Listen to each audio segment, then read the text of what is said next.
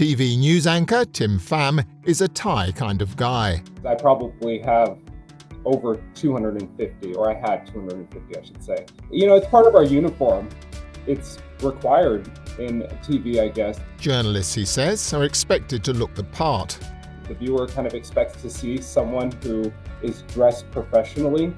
And so, that's a lot of pressure for a young journalist or a young professional entering the workforce to have to build up that collection. To help the next generation, he began giving away his spare ties via social media. The response was overwhelming.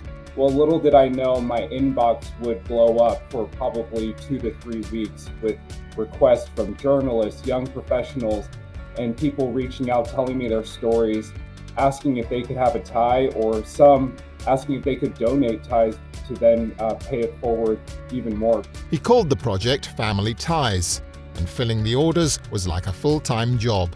There was a jail that reached out to me asking about filling their closet for people leaving the prison system to then go find a job for an interview. One of the local universities, they asked if they could have any leftover ties to fill their closet for young professionals. And then I even had a high school having their first prom since COVID in 2 years, asking if I could outfit their senior class. This wasn't the first time Tim had donated his ties. Last year, I kind of had this idea just because I have so many and it's just overflowing underneath my desk. And so I thought, hey, I could probably give away some of these or donate them. And so I think last year I made a post and I gave away maybe 5 ties.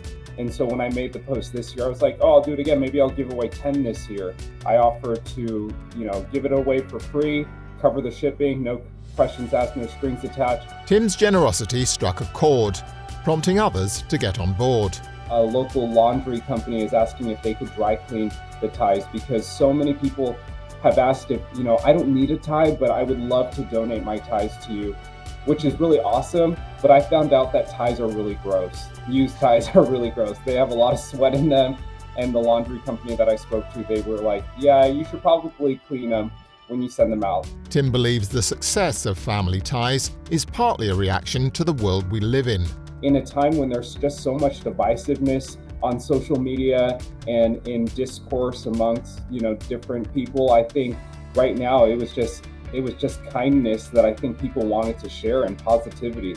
I think we could all have a little bit more of that in our feeds, and I think people resonate with that stuff too. Tim is now encouraging people to follow his example. It's silly, it's just a tie, but they can be quite expensive, So this is just like a small gesture, and it's nice to be able to just give back.